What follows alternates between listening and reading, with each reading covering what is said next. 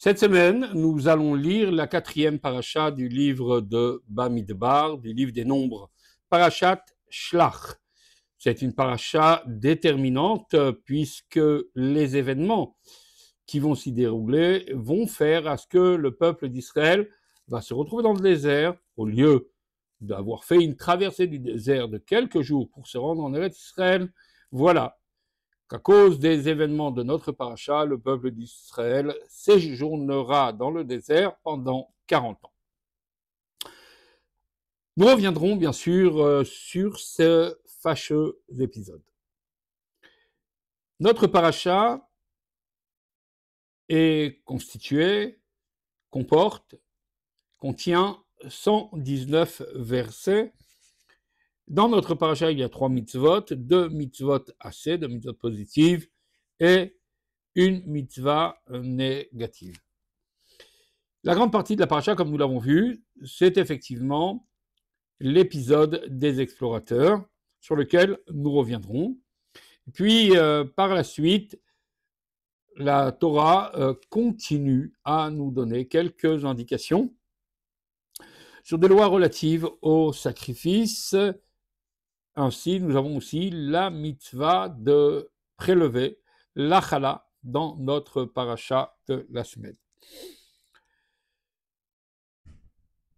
Dans cette paracha, quelques détails sur les devoirs du Beth Din d'appliquer les lois pour ceux qui auraient, par inadvertance ou non, en groupe ou en individuel, transgressé l'interdit d'idolâtrie.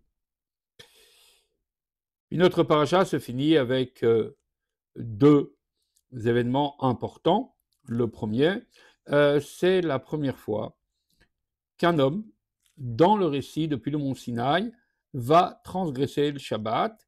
Et pour la première fois, nous allons voir quelle est donc la sentence réservée à ce type d'infraction. Enfin, le dernier passage de la paracha, j'en suis certain, la plupart d'entre vous le connaissent peut-être même par cœur, c'est le 3e paragraphe du schéma, ce qu'on appelle en fait tout simplement la paracha dans laquelle on parle de tzitzit. Car en effet, le schéma est constitué de 3 parachiotes, de 3 paragraphes. Le premier paragraphe se trouve dans le livre du Deutéronome, dans le livre de Devarim, au chapitre 6. Le deuxième paragraphe se trouve dans le chapitre 11 du livre de Devarim, dans le chapitre 11 du Deutéronome. Et voilà que le dernier sujet de notre paracha évoque en fait tout simplement, c'est le texte du fameux Vayomer qui nous parle de tzitzit et qui se trouve donc dans le chapitre 15 de Bamidbar, du livre de Nombres. Alors, comme nous l'avons vu, le thème central de notre paracha est bien cet épisode du voyage des explorateurs. On va retracer tout d'abord le contexte. Nous nous trouvons 1 an après la sortie d'Égypte, et voilà qu'alors que Dieu a promis la terre d'Israël à Abraham, Yitzhak et Yaakov pour leur descendance, que Dieu a réitéré cette promesse auprès de Moshe, que Moshe l'a répétée auprès du peuple d'Israël en leur disant maintes et maintes fois que cette terre est Eretz Zavat Chalav Udvash, une terre où coule le lait et le miel. Il s'avère que les bénis d'Israël voulaient savoir s'il en était effectivement ainsi, et ils demandent donc à Moshe d'envoyer des explorateurs. Moshe peut être surpris par la requête et la demande du peuple d'Israël, s'adresse à Dieu, et étonnamment, nous allons revenir sur ce point tout à l'heure, étonnamment, Dieu lui dit, écoute, Shlach lecha, d'où le nom de la paracha, envoie pour toi. Envoie, Shlach lecha nashim, envoie pour toi des hommes qui iront, veyaturu teretz Canaan, qui iront visiter cette terre. Or, Rashi nous dit que Shlach lecha signifie Shlach lecha ledatecha, envoie selon ta propre conscience. Ani eni metzave lecha, moi je ne t'ordonne pas, si tu penses qu'il est bon, effectivement, d'envoyer, alors envoie.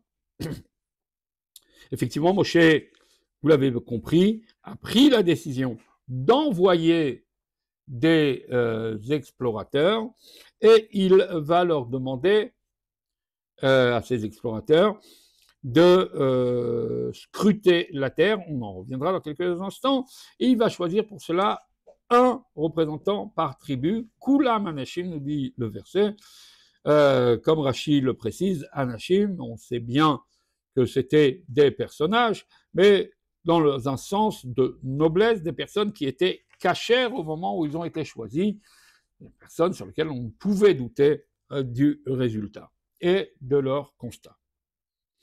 Alors qu'est-ce qu'il leur demande? Il leur demande d'aller voir et constater comment était la terre, si le peuple qui s'y trouvait était puissant, si la terre elle-même avait une configuration géographique et typographique intéressante, si elle avait des montagnes, si elle avait des vallées, si elle avait des champs, si elle avait des sources, si les villes étaient des villes fortes ou si elles étaient tout simplement des villes sans murailles.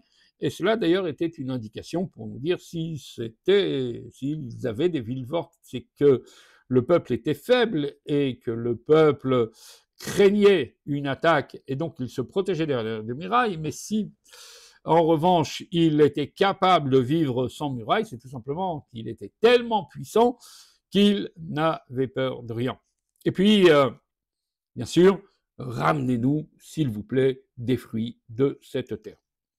Voici qu'après 40 jours, les explorateurs reviennent, font un constat catastrophique en concluant qu'il était impossible de conquérir cette terre de Canaan, au point où ils arrivent à dire, eux, bien sûr, 10 des explorateurs, sauf Caleb et Yehoshua, ils viennent et disent Ki chazakhu mimenu. Nous avons constaté qu'en fait, ce peuple est extrêmement fort. Et il est d'ailleurs plus fort que nous. Mais Rashi laisse entendre que mimenu en hébreu veut dire à la fois plus fort que nous, mais ça peut être aussi plus fort que lui, avec un L majuscule, pensant que ce peuple serait bien plus fort que Dieu. Si Dieu a réussi à battre Pharaon, peut-être que là, il ne sera pas capable de battre, et certainement, c'était leur constatation, il ne sera pas capable de battre les peuples de la terre de Canaan. De là va découler le décret divin qui imposera au peuple d'Israël de rester 40 ans dans le désert pour avoir une nouvelle génération, une génération qui apprendra à vivre, à se préparer à cet événement de la rentrée en terre d'Israël. Alors, il est certain que cette histoire ne peut pas être lue, interprétée, simplement comme une histoire d'aventure, où on envoie des explorateurs, et ils reviennent tout simplement avec un constat défaitiste, et c'est là toute l'histoire de nos 40 ans dans le désert. Nous sommes obligés de creuser et de comprendre un peu plus profondément les événements, les tenants et les aboutissants de cette histoire. Alors nous allons, dans un premier temps, poser quelques questions. La première question, c'est, nous avons bien dit qu'en effet, Dieu avait déjà annoncé à Abraham, Yitzhak et Yaakov, cette terre d'ailleurs qui était notre terre. Alors, cette terre n'était pas nouvelle pour le peuple d'Israël. Abraham, Yitzhak et Yaakov, nos ancêtres, y ont vécu, s'y sont installés. C'est sous la contrainte de la famine que Yaakov a dû la quitter. On la connaissait, cette terre. Certes, on était absent quelques siècles de cette terre, mais était-il bon, si on réfléchit, était-il bon, raisonnable, d'explorer la terre ou de réclamer, d'aller voir de ses propres yeux ce qui s'y passait et pourquoi, tout simplement, ne pas se référer à cette promesse divine. Je vous mènerai dans cette terre dans laquelle coule le lait et le miel. N'est-ce pas suffisant pour dormir tranquille, si on peut dire? Et n'est-ce pas un manque de foi en Dieu que, voir quelque part, en essayant de savoir soi-même comment se trouve la terre, est-ce que ce n'est pas un manque de foi, de confiance en Hachem? Deuxième question, si effectivement c'est quelque chose de bien, et je suppose que c'est quelque chose de bien, puisque Moshe Rabbeinu va faire le choix de les envoyer. Si c'est quelque chose de bien parce que Moshe Rabbeinu fait le choix, et il n'est pas dit que Moshe se soit trompé sur ce choix à Dieu ne plaise, alors si c'est ainsi, pourquoi Dieu n'ordonne pas, lorsqu'il est interpellé par Moshe, pourquoi il ne dit pas, oui, en effet, envoie le peuple d'Israël sur la terre de Canaan pour voir ce qui en est, comment elle est, etc. On a bien vu dans la paracha de la semaine dernière que lorsque certains viennent à réclamer un Pessah de rattrapage, Moshe Rabbeinu, là aussi, ne sait pas comment faire et quoi dire, et lorsqu'il demande à Dieu, Dieu va clairement, il ne lui dit pas « fais ce que tu veux », il lui dit « effectivement, il y aura, comme il le demande, un Pessah de rattrapage ». Ici, Dieu n'ordonne pas et laisse, on va dire plein pouvoir, mais donne le libre arbitre à Moshe, lui dit écoute, l'edatecha, fais selon ta propre conscience. Troisième question, il est certain que Moshe Rabbeinu a choisi, comme nous l'avons dit, anashim, kulam anashim, c'est-à-dire des hommes importants, des chefs de tribu, des hommes sur lesquels, comme nous l'avons vu, Moshe Rabbeinu a vu en eux des hommes kshérim, aptes pour la mission. S'ils étaient aptes pour la mission, question, comme on dit aujourd'hui, c'est quand ça a bugué. À quel moment il y a quelque chose qui ne va pas? Comment ça se fait qu'ils reviennent avec un tel constat? Quatrième et dernière question. Juste avant de les envoyer et après les avoir choisis, et d'avoir choisi des hommes exceptionnels, Moshe Rabbeinu prend à part son élève, Hoshea bin Nun. Il lui rajoute un Yud, le Yud du nom de Dieu. Et il lui dit, en fait, dès à présent, donc, son nom va commencer par Yud Ehe, le nom de Dieu. Yud Ke, Yoshiacha, Me'atzat, Meraglim. Et Moshe Rabbeinu donc prie pour Yehoshua à ce qu'il ne glisse pas dans le plan des explorateurs. Là aussi, c'est étonnant si tu supposes que les explorateurs ont quelque chose de suspicieux, pourquoi tu les envoies? Et si il n'y a rien à craindre, pourquoi alors tu bénis Yehoshua? Alors, pour comprendre tout cela, nous allons reprendre question par question et y répondre autant que nous pouvons. Et il est certain qu'il y a d'autres questions qui seront résolues, d'autres questions sur ce passage extraordinaires qui seront résolues par les explications que nous apporterons. Alors la première question était, est-ce que c'est bien ou est-ce que c'est pas bien d'envoyer des explorateurs? Est-ce que ce n'est pas un manque de foi? Alors en fait, il y a quelque chose de fondamental dans le judaïsme. Certes, dans le judaïsme, Kabbalat Ol, accepter la Torah telle qu'elle est donnée par Hachem, et avec une abnégation, recevoir la Torah comme un joug que l'on poserait sur un bœuf pour qu'il reste précisément dans la bonne voie au moment où il laboure. Alors c'est quelque chose de fondamental, certes. Et donc, c'est quelque part avec une foi, une confiance pratiquement aveugle que nous devons nous donner, nous engager dans le service d'Hachem. Sauf que le judaïsme ne s'arrête pas là. Nous ne sommes pas uniquement un peuple, des créatures, qui se doivent de servir Dieu dans l'abnégation. Le devoir de chacun, parce qu'il est doté d'un intellect, parce qu'il est doté de sentiments, parce qu'il est doté aussi de certains dons, alors il se doit de servir Hachem précisément avec son intellect, avec ses sentiments et avec toute aptitude à laquelle il a été doté. C'est-à-dire que je me dois, d'ailleurs Maïmonide est très clair sur la question, il nous dit même si de nombreuses mitzvot dans la Torah sont même des chukim, des décrets sur lesquels aucun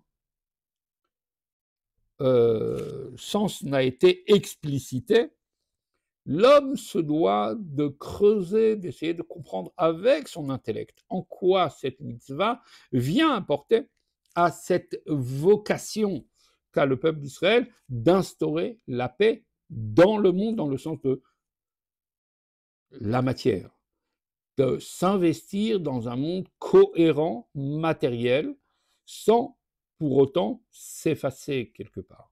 Car effectivement, construire un judaïsme uniquement sur l'abnégation, c'est certes un préalable, c'est certes une pierre angulaire, mais ce n'est que la pierre angulaire. Sur cela, il faut mettre un édifice parce que, qu'en restant que sur « je suis prêt à faire », je deviens quelque part un robot, et un robot qui s'efface et qui ne sert pas Dieu avec sa propre personnalité. Dieu attend de nous à ce que nous prenions conscience qu'Itov Hachem, que Dieu est bon pas seulement dans un sens spirituel du terme, parce que j'y crois, mais précisément parce que je suis capable de le voir.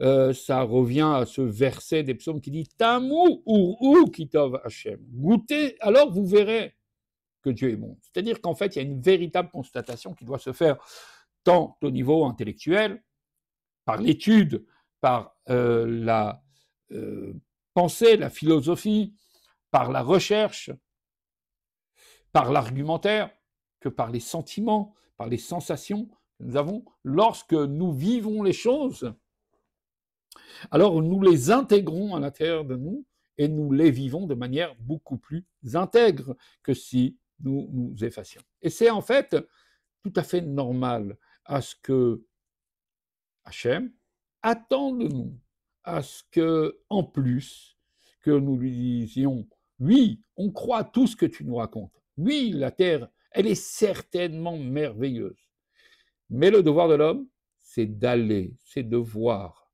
c'est d'explorer, c'est de regarder, c'est d'analyser et c'est de conclure qu'en effet, ce que Dieu a dit, alors c'est bon et c'est vrai. Comme l'a dit Caleb, Tova haaretz meod meod. La terre est effectivement bonne. Et même, comme le dit Caleb, doublement bonne. Conclusion, en effet, c'est quelque chose de bien que d'aller au-delà de la foi, explorer soi-même la terre que Dieu te réserve. Alors, on en vient à la deuxième question. Si c'est tellement bien, alors pourquoi Dieu n'ordonne pas? Pourquoi il dit à Moshe, à toi de choisir? La réponse tient dans un autre phénomène fondamental. Fait qu'en fait, le peuple d'Israël vit deux périodes. La période du désert et la période d'Eretz Israël. Lorsqu'il vit dans le désert, c'est un préalable pour rentrer en Eretz Israël. Il est choyé un petit peu comme le nourrisson par sa maman. Et d'ailleurs, c'est un des sujets que Moshe Rabbeinu d'ailleurs évoque lorsqu'il parle de l'attention qu'il porte pour le peuple d'Israël, il se considère comme une nourrice qui s'occupe de ce nourrisson. Il y a donc cette période initiatique, qui est la période du désert, qui va nous renforcer pour vivre, j'allais dire, la vraie vie, notre vraie mission, lorsque nous nous trouvons sur la terre d'Israël. Ainsi, dans la période du désert, tout va se passer de manière totalement miraculeuse. Et nous avons pu voir qu'en effet, tout s'est passé ainsi, jusqu'à même notre manière de voyager était miraculeuse. Notre manière de nous nourrir, les voies par lesquelles nous nous nourrissions à l'époque, par la manne, c'était effectivement miraculeux. Et puis, il y a un autre temps, le temps du miracle, le temps où Dieu est notre béquille ou notre soutien, de manière manifeste, à un moment, il dit, je pense que tu as assez mangé. Maintenant, c'est le moment d'arrêter de marcher à quatre pattes. Il faut que tu vives toi-même de tes propres moyens et que tu remplisses véritablement ta mission. Quelle est notre mission? Si ce n'est que d'être désassociés de Dieu dans la création. Dieu ne veut pas de nous, parce que nous soyons, comme nous l'avons dit tout à l'heure, des robots, précisément parce qu'il ne veut pas que nous soyons des robots, il attend à ce que nous intégrions la mission qu'il nous a donnée, au point où nous sommes des acteurs et non pas des spectateurs dans cette histoire.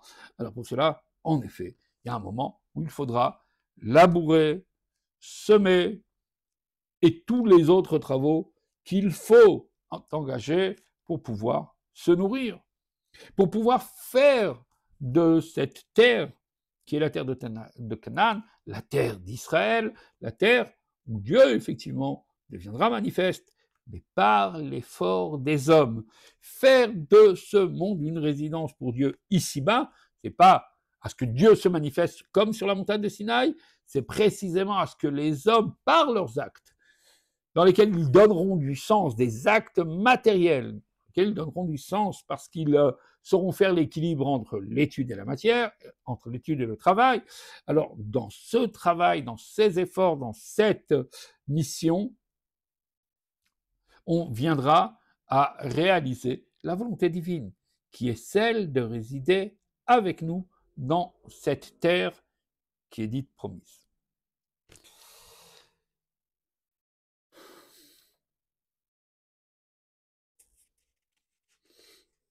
C'est donc une terre dans laquelle Dieu, quelque part, doit se mettre en retrait. Nous ne devons pas agir parce que nous sommes subjugués par la lumière divine.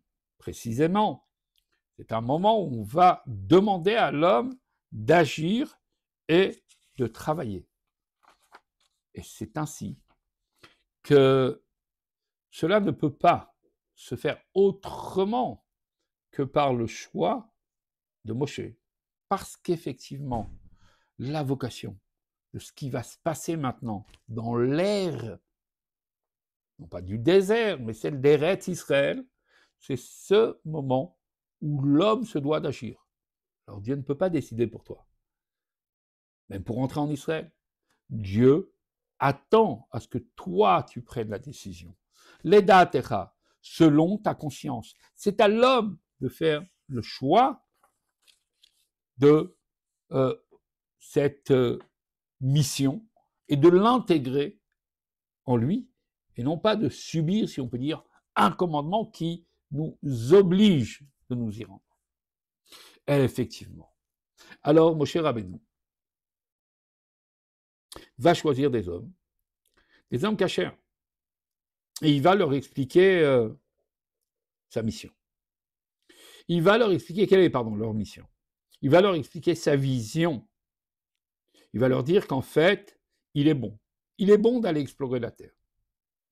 Car il est important de juger par soi-même ô combien ce que Dieu nous ordonne est bon. Alors, Moshe Rabbeinu leur explique. je suis Moshe. Et en fait, c'est deux façons de voir les choses. Cela même vient expliquer d'où vient leur erreur. Très simple.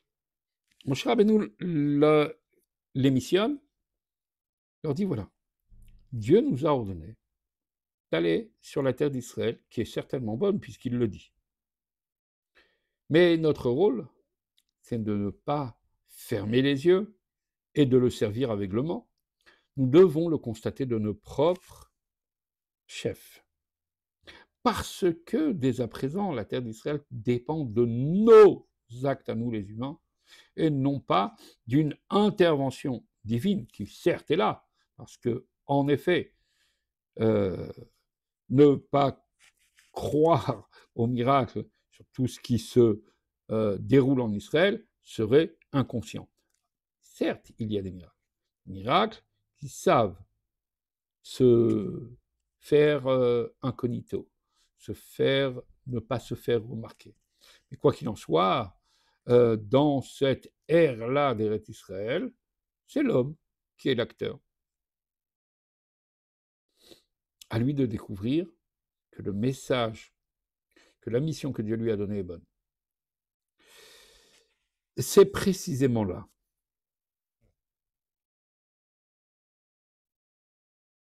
que va résider l'erreur des explorateurs.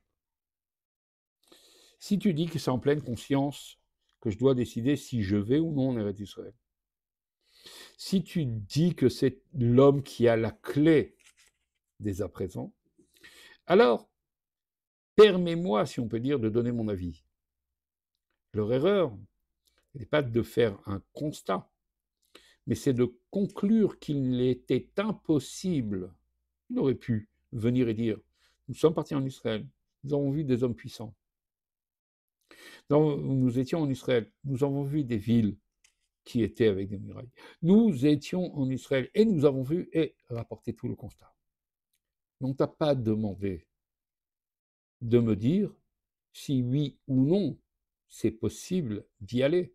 On t'a seulement demandé de trouver la stratégie pour que physiquement et matériellement, tu puisses y arriver de la meilleure manière. Après, je reste confiant. Puisque Dieu m'a demandé d'y aller, alors je peux y aller. Leur erreur, précisément, c'était de croire qu'on leur a demandé leur avis. Non, on leur a demandé de constater. Tout est d'ailleurs dans les mots. Moshe Rabbeinu les envoie pour être des explorateurs. La tour est à Haaretz, pour aller visiter, un petit peu comme on dit aujourd'hui, Tayarim, Tzad Tayarut, faire du tourisme. Aller regarder et constater. Eux se sont considérés comme meraglim, des espions. Des espions qui viennent et qui doivent faire un audit et puis vous dire oui, c'est possible, non, c'est pas possible. Là, tenez l'erreur. Mais pour faire une erreur, jusqu'à venir à penser que le peuple qui se trouvait sur cette terre était plus grand, plus fort que Dieu, pour des hommes qui étaient des hommes recommandables, des hommes honorables, des hommes choisis par Moshe. Comment est-ce possible? Alors la réponse est simple. On peut aller faire un audit, on peut constater, et puis on peut revenir avec un regard totalement corrompu. Je n'ai pas besoin de citer l'actualité pour vous dire ô combien certains voyagent et reviennent avec le même regard corrompu. Tout simplement parce que leur visite ne se fait pas en toute objectivité. C'est un regard subjectif qui est porté sur les événements qu'ils traversent, les lieux qu'ils visitent et les gens qu'ils rencontrent. Ces gens-là, ces personnes exceptionnelles qui étaient des explorateurs, étaient effectivement exceptionnels. Exceptionnels dans leur rapport à la spiritualité, au divin. Ils s'étaient peut-être trop habitués à cette spiritualité et au divin, puisque ces hommes-là ont pu constater en effet que Dieu est capable de tellement de choses extraordinaires. Il est capable de venger le peuple d'Israël et de punir les Égyptiens par de terribles plaies. Il est capable d'ouvrir la mer. Il est capable de combattre Amalek pour nous. Il est capable de se révéler sur le mont Sinaï. Il est capable de nous nourrir en nous donnant tous les jours la manne, et il est capable de résider parmi nous dans un tabernacle avec nous dans le désert. Et là, on vit vraiment, j'allais dire, le paradis sur terre. Mais maintenant, ils ont bien entendu que lorsque Moshe a dicté les lois qui nous attendent lorsque l'on va rentrer en Eretz Israël, que l'agriculteur devra donner une partie de sa récolte. Qui dit récolte, dit labeur. Qui dit labeur, dit concession sur son rapport à la spiritualité. Et c'est ce qui leur a fait peur. Comment va-t-on rester ce que nous sommes, des hommes honorables, alors que l'on sera confronté à un monde corrompu, à un monde difficile?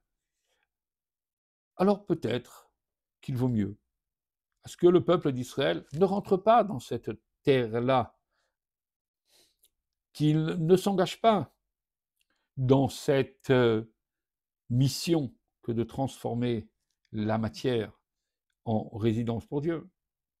Soyons comme des anges, restons dans le désert, mangeons de la nourriture du ciel, soyons tout près du sanctuaire. Le sanctuaire est à peine à quelques mètres de nous lorsque nous sommes dans le désert.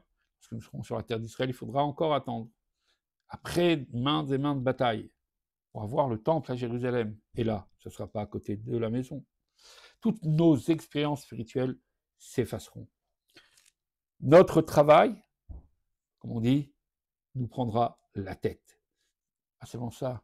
Il nous fatiguera, effacera, amoindrira, au point où ils viennent et ils s'exclament, nous avons vu une terre, c'est en fait des réalités terrestres, des devoirs que nous devrions prendre lorsque nous allons être sur la terre d'Israël. Eretz ochelet yoshvea. Nous avons vu en fait une terre qui mange, qui dévore ses habitants. On n'aura plus le temps d'étudier, de s'occuper de sa famille, de prier, toutes ces élévations, des choses qui sont importantes. Pourquoi? Parce que nos responsabilités et nos devoirs à l'égard de la terre sont bien trop grands. De la terre dans le sens du terrestre. Et c'est la raison pour laquelle ils ont préféré, eux, rester dans le désert. Si on peut dire c'est une bonne intention. Qui dit, ou peut-être l'expression, le chemin qui mène à l'enfer est pavé de bonnes intentions. Pas toujours que les bonnes intentions sont effectivement ce que Dieu demande de nous. Alors cette position de personnes qui préfèrent le spirituel plutôt que le matériel, et qui préfèrent à ce que le peuple d'Israël donc vive dans une ère et une réalité du désert éternellement, au lieu de s'engager dans sa mission de partenaire de Dieu dans la création. C'est peut-être une voie, on va dire une voie cachère, et pour des élites, pour une certaine partie du peuple, une toute petite minorité. Le peuple, lui, se doit de remplir sa mission. Il doit à la fois vivre un judaïsme qui est effectivement complexe. Car effectivement, comment ne pas penser à leur argument? Comment concilier nos devoirs dans la cité et en même temps concilier cela avec nos devoirs à l'égard de Dieu? Comment grandir spirituellement tout en ayant les pieds ancrés dans le sol? Et c'est pourtant là la grandeur du judaïsme. C'est ce que l'on attend. L'Eda Techa apprend à vivre ce judaïsme, non pas en étant un robot, non pas en vivant dans une ère où tu es transporté, subjugué par le divin, en ère où précisément tu es confronté à des épreuves, à une période obscure peut-être. Mais tu sauras monter au-delà de ces épreuves parce que là est ta mission. Et ça, c'est le rôle de chaque juif. Alors si, quelque part, ces hommes ont pensé, avaient un plan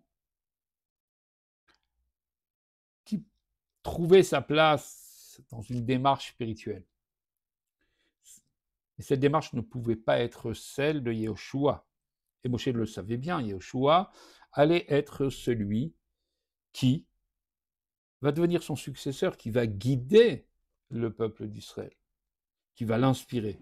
Le guide, c'est pas quelqu'un qui transcende le peuple et qui est déconnecté des réalités du peuple. C'est précisément celui qui comprend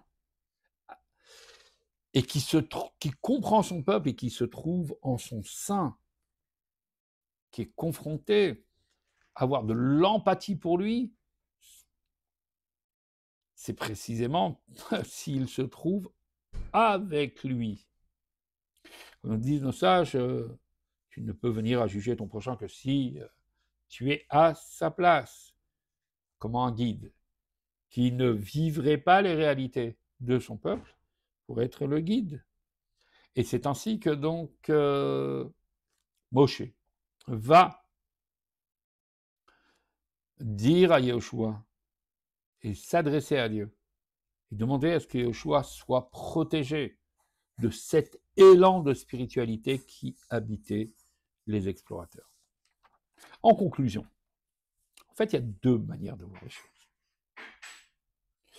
Vous savez, il y a des juifs qui se disent, écoute, la vie juive est tellement complexe. Alors moi, je vais faire tout ce qui est dans ma possibilité pour que je remplisse ma mission. S'il le faut, alors je ferai appel à Dieu pour des miracles. Mais d'abord, je vais regarder, voir, explorer, et je vais me dire, est-ce que c'est possible ou est-ce que ce n'est pas possible? Sinon, alors je m'adresserai à Dieu.